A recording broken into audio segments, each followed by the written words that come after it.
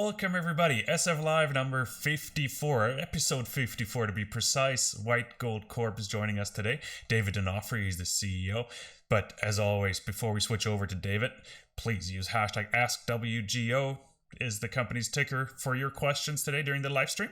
We'll be getting to the questions at the end of our conversation with David, so please make sure to put them up here on Twitter, and make sure to follow us here on Twitter. Make sure you subscribe to our YouTube channel and turn on the alert button. That way you always get notified when we go live, and we of course always appreciate any type of feedback.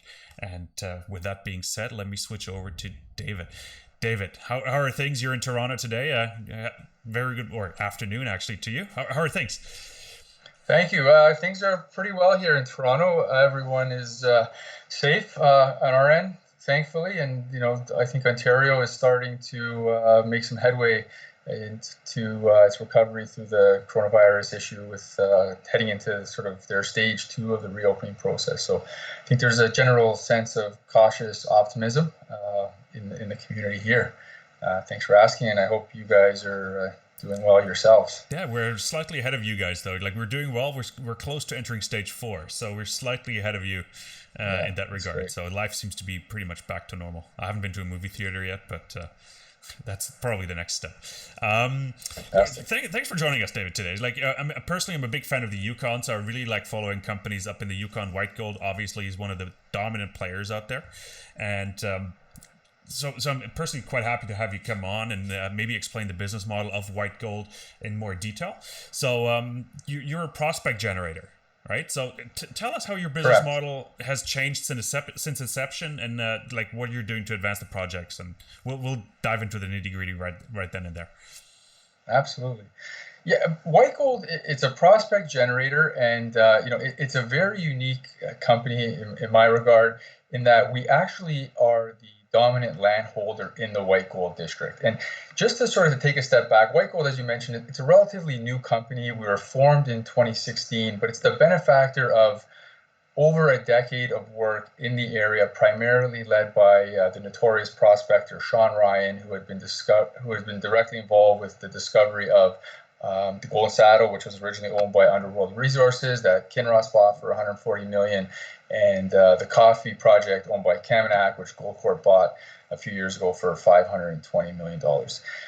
Sean was lured to this area, like many before them, just by the riches that have been produced in the Placer Creeks alone. Since its inception or initial discovery in the historic Klondike gold rush at the turn of the century, there's actually been 20 million ounces of gold mined right from surface with very primitive sluicing type operations. And with that type of prospectivity, Sean and many others really wanted to figure out what is the source of all this. And Sean has developed over the years many very innovative approaches that have led to be very successful. And what's really unique is that Sean has been there for so long. He's had the opportunity to put all these properties together. Initially, when he had his first success, he had optioned these properties out to a number of different juniors. There was early success with Kaminak, and Underworld had some their big discoveries. But that was sort of, once 2011 and 2012 came, there was a huge staking rush. What people refer to as the modern gold rush in the Yukon. A lot of the companies, did some great work, but with the downturn in the market, many of them were not able to maintain their work requirements. So Sean actually got those projects back with the benefit of $25 million of work having been done on that. And, he reviewed that. He was more optimistic than ever in the prospectivity, and was looking to advance these projects forward, to believing fully well that there was more discoveries. And White Gold, we've seen in the last couple of years, he was absolutely right with the success we've had in the field. The only difference is Sean, he wanted to approach things a little bit differently. He didn't want to sort of spread the deck so thin. He wanted to maintain control over how these projects were move forward, leveraging his own personal experience in the district. And so that's was the genesis for creating White Gold. He said, let's keep it together. Let's put it in one company. And that's when he came to visit our group in Toronto, the Power One Group. Power One's a boutique merchant bank. We've been very involved in the mining exploration sector for over 15 years now, and very fortunate to have been involved with a number of high-profile discoveries and success stories. Aurelian Resources, Continental Gold, Neolithium, Dalradian, just to sort of name a few. And Sean, we'd worked with in the past, and he brought it to us, and we were immediately enthused by the opportunity. Also big believers in the Yukon. We've been investing up there for a number of years, and the opportunity to actually own a district in a tier 1 mining jurisdiction like Canada, with having been so underexplored, was, we felt a generational opportunity. Yeah. And we jumped on that immediately. And we also told Sean, Sean, this is the kind of thing the majors would be so interested in.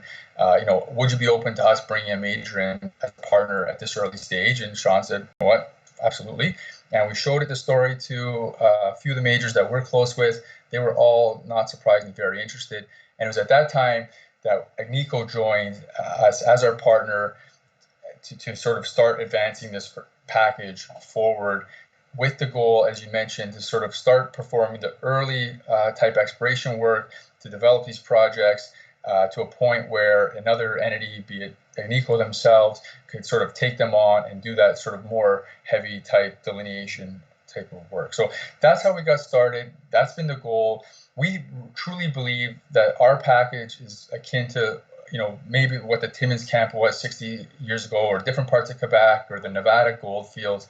And where there's multiple discoveries to be had, and we want to continue to work these properties, starting at surface, which is the lowest hanging fruit, and eventually going deeper and deeper to generate these projects, potentially for 10, 20, 30 years to come. No, so that's the vision. That's an interesting vision, because your approach to the prospect generator model is a bit different than the other prospect generators, because you spend quite a bit of money in drilling the projects yourself. Okay, and that's where it actually threw me off a little bit, and having followed the White Gold story for a while, and knowing Sean, I'm on the board of one of his other companies as well, that's Labrador Gold, but understanding sort of the business model behind it is still a bit complicated for me, because you have a lot of projects, and then you bought the Golden Saddle deposit from Kinross as well. You bought it, right? So that made things a little more complicated in my opinion as well. So yeah. So tell You're us. Absolutely correct. There is a lot going on. And sort of cut you off, but go ahead, ask your questions. I was going to surprised. What's the theory behind actually drilling and spending quite a bit of money in the ground instead of just doing, I don't know, and Sean is known for basic geology, or basic That's geology right. works, right? So as a company, we're really looking to optimize the value of these projects before looking to monetize them. And when is that? Obviously when you have some highly prospective early stage ground, maybe with a little bit of surface type work, you can get a value for that as a return on your investment. But our belief is we really want to show the true prospectivity in some of these projects, and to do that, you really got to do a limited amount of diamond drilling, right? The diamond drill is the truth teller in this industry, and we have such an abundance of projects that we're actually not worried about a project not working. We don't want that to happen, but if for whatever reason that's the case, that's fine. And that is also what differentiates White Gold from a lot of other companies. Some people are worried about, spending, if a project doesn't work, then what? Then your company's sunk. Well, that is certainly not the case here. So, we have, probably when the company started, there was a dozen sort of what we call a tier 1 opportunity projects, which we're going to spend the first 3 years looking at. And, how do you rank those, right? And each geologist that looks at it has different views and biases. And we said, let's not rank it on that. Let's just start drilling things based on, when they're ready. And that approach has been very successful. It's led to what I believe is 4 brand new discoveries in the district. And it's at that point, once there's been a limited amount of drills, I think, if our, the ideal scenario, let's paint that picture, would be to take a project, start it very early, do the systematic soil sampling, which works so well in that district due to the fact it's, never been glaciated, believe it or not. And that was kind of Sean's first key that he picked up on. You move it through the the trenching, the surface sampling, and then we do our RAB drilling, which is a very cost-effective way to do some test work in the first 100 meters. Upon success there, we look to do a limited amount of diamond drilling. We don't want to do more than 1 or maximum 2 seasons worth of diamond drilling. And we feel at that point in time, if you can prove the prospectivity, you'll be able to optimize the value of those projects relative to the amount of money having been spent. Okay. So that is how the company was built. Yeah. I was going to jump into like spending money, right? The story did get confused though a little bit when we bought the Golden Saddle deposit, right? We're a prospect generator. Now we're bringing a proven resource into our fold, which was not exactly the initial things, but it was such a unique opportunity. We felt that it made a lot of sense for our company and our shareholders. Now, they had done some on it. From the time we were kicking off, they weren't terribly active, and we didn't know why. So we had approached them and had that conversation. Obviously we were players in the district, make sure we sort of know what everyone else is doing, and we all worked well together. The tide will kind of raise all the boats type thing. And they said, listen, we love this project, we love this district. We were the first major here. Unfortunately, they just had a couple other sort of priorities they needed to focus on, and that was sort of just being in the queue.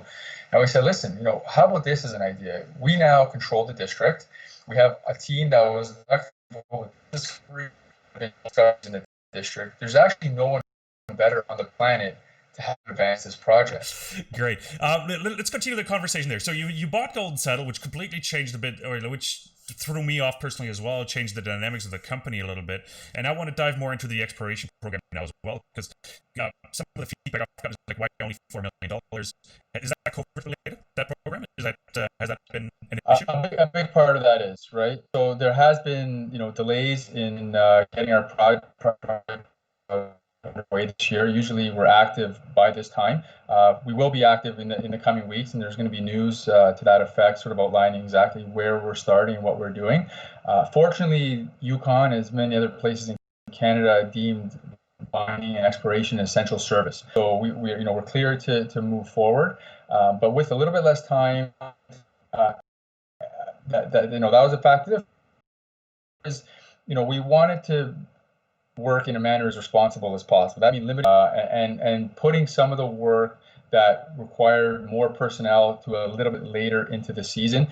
Hopefully by that time, this is all planning that happened, a month or so ago when there was less visibility. Just to sort of have better time to prepare and ensure that we can, maximize the safety protocols in place for, our teams that are doing the work.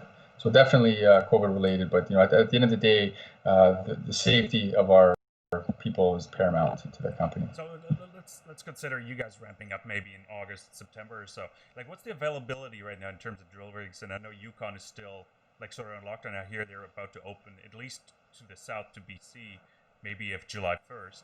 But what's the availability right now if you were to gear up? Like, how many drills do you need, and what's the opportunity there? Yeah, we're good. When we announced the program, we took a lot of time to make sure it was right, and then the personnel and the resources would be available. So for what we're looking to do in that $4 million program, which involves diamond drilling, rad drilling, soil sampling, trenching, etc., we have that all lined up. So it's working with the same partners as we have in the past. So these guys understand how we work, they understand the territory, and so there's been no real loss of continuity from that perspective. Fantastic. And you've been at the business model now since 2016, you said, so let's say 4 full years almost under the belt. How close are you to a joint venture or a sale of one of the projects? So we actually kicked off our first year in 2017. So it's been 3 full years in the field, and I think we're getting quite close. So if you look at what we have achieved in that time, so starting kind of maybe at our most advanced assets, which is the Golden Saddle and the Arc deposit, and this kind of gets back to like, why did we buy it? You're a prospect generator, you're taking on a prospect. With the resources we had in our company that had the experience with that asset, we felt there was a lot of additional ounces that could be added with a relatively low investment, and that we were very successful at accomplishing.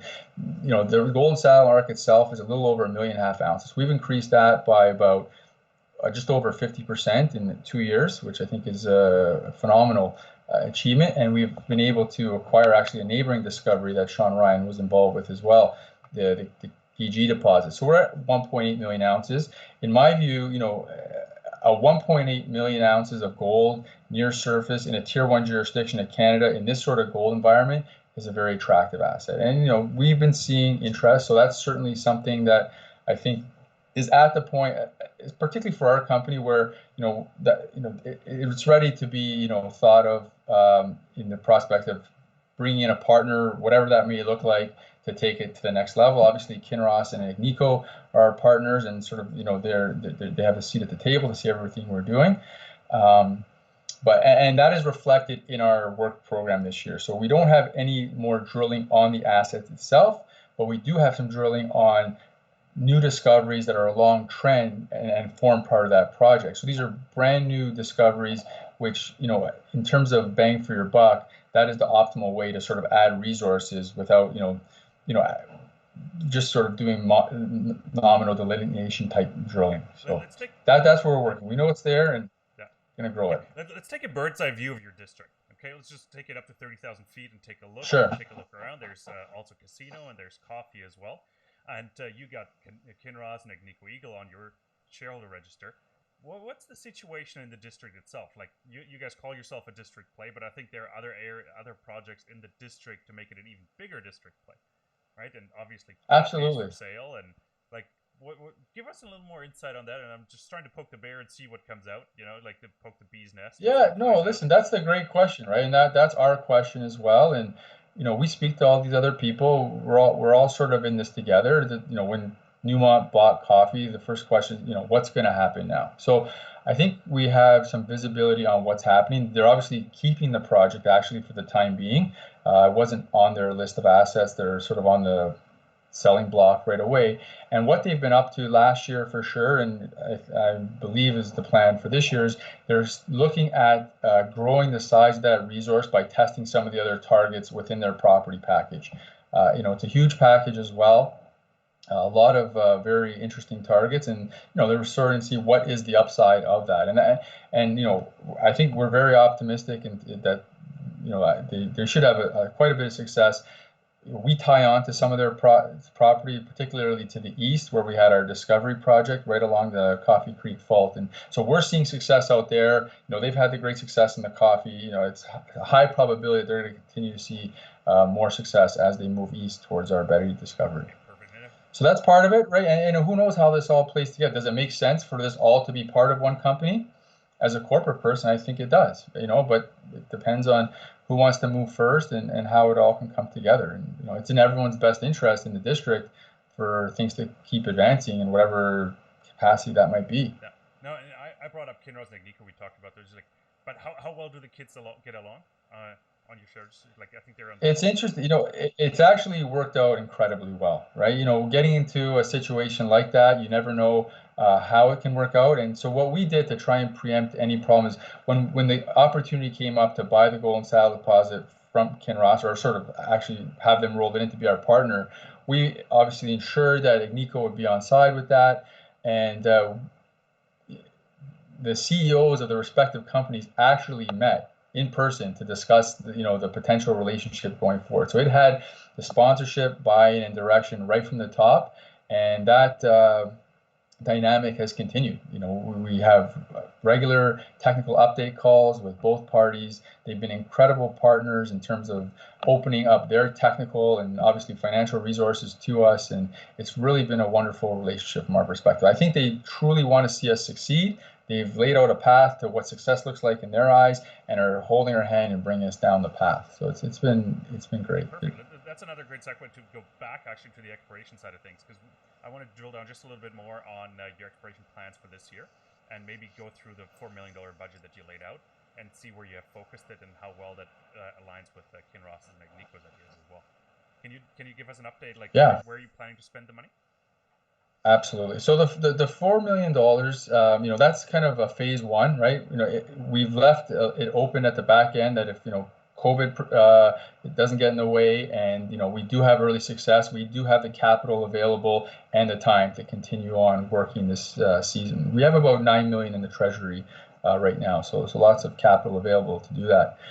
And our work this year will be very similar to the last couple of years. The dollar amount is small, but it's sort of broken up into three different categories, which if you look at our sort of discovery pipeline, we have early stage projects, which are things that are going through soil sampling, probe, trench, the whole drones to drill type protocol. We have our intermediate bucket, which is new discoveries from the previous 1 and 2 seasons that are having some work done on it. I think there's going to be some very exciting activity there. And then we have our more advanced projects, which are going to be doing a little bit of work. And in rough numbers, the division is roughly a third in each. So if we start, from the more advanced projects coming down, we have this Ryan Surprise discovery, which had which is 2 kilometers to the west of the Golden Saddle. We had a really good couple of drill results last year, as well as in 2018. 20 grams per ton over significant intercepts. So that definitely warrants some follow-up work. We're going to be doing 1,500 meters of diamond drilling on that, and those types of ounces would be immediately accretive to the size of the Golden Saddle deposit. So there's going to be some work done there. Additionally, there's a number of other targets that were identified last year along that trend with some RAB drilling, and we're going to follow up and look at some of that targets with the goal of we want to demonstrate the upside opportunity of that project, right? We don't necessarily need to delineate ounces on those, but we need to highlight the prospectivity. Okay. Also, you're spending 30% of your exploration budget on regional programs, and any favorite targets? So the regional programs are going to be very interesting. I think there's a couple that people have been waiting for us to work on. These are things that we've owned since the very beginning, but just haven't, as part of our sort of timing, we want to make sure that we're ready. And so one of them is Bonanza Claim. That's right near Dawson. That's right near, the discovery claim from 100 years ago, where 6 million ounces came out of the Placer Creeks. We've done some extensive structural type work, and we see that the fault system actually from those creeks comes right into our Bonanza property. So we're going to be doing some preparatory work there. Another one is the Betty property, which I mentioned earlier. That ties on to Newmont. We had a discovery hole there in 2018, 50 meters of over a gram from surface. So it'd be great to be going in there. So that's the third. And then the other third, which I think everyone has really kind of got their eyeballs on, is our Titan discovery, which we made last year, and that was sort of like the poster child for a white gold type opportunity. It went from a greenfields project, having nothing been done, soil sampling, which we hit the best soil sample in the history of the Yukon, 100,000 plus ppb. And just for context, these are technical terms. The next best soil sample we've ever had in our package was 9,000. The discovery that led to the Golden Saddle was 4,000. So this was literally off the charts. All that up with some surface work. We had grab samples of 400, 500, 600 grams per ton, and we had just enough time to get a couple RAB holes into it, and one of them returned a little over 6 meters at 72 grams per ton within a 30 plus meter mineralized zone, which is, if not the best hole in the Yukon ever, it's certainly one of the best. So we will be also diamond drilling that target. We have 1,500 meters scheduled for that, as well as some RC and RAB drilling, which we are looking to kick off, imminently here. So that I think is certainly one of our most exciting projects, at least that I'm definitely looking forward to. Fantastic. We're sort of hitting our time limit here, so just to give you like 30 more seconds, just to put a bow around it, what's the news flow that you expect coming up the next 3 to 6 months here?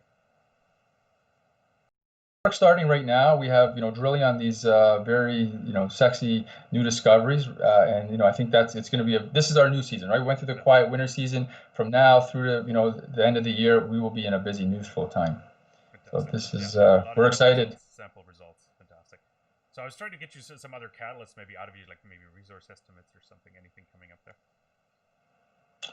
There won't be a resource estimate. I think we've shown what we have for a company our stage to have nearly 1.8 million ounces of gold is, something that really differentiates us for the pack as a junior. And as I mentioned before, that's not necessarily, we don't think, the best way to increase value. We did one resource estimate after we did a little bit of work and bought the project, show the 50% increment. And what we're doing now is just to show the accretiveness of these new targets in that vicinity. But I think it's these new discoveries on the other properties in the district that continue to demonstrate that this is such a rich, untapped mineralized system, and there are a lot more new discoveries can be had. And the more work we do, the more confidence that leads to these success. It's giving us more and more confidence in the balance of our property portfolio. Fantastic. Those are perfect summaries. And if I were to cut a highlight reel, you probably just filled it with your last last statement there. Fantastic. So that's really good. Let's hope White Gold gets some of the steam back you guys had back in 17 and 18 while the market was slow. You guys were the talk of the town. Eric Sprott obviously put some money in, so I hope you get that steam back because I like the Yukon. I want to see stuff moving forward up there. And David, I really appreciate you coming on the program and answering some of my questions. Really appreciate that. No, thanks for having me. Very exciting times, and share your enthusiasm. And exactly. Everybody else, thanks for watching. Thanks for tuning in. Please make sure to follow us here on Twitter. Subscribe to our YouTube channel. Turn on the alert button. That way you get notified whenever we go live again with another update. Thank you so much, David, and we'll talk very soon again. Take care.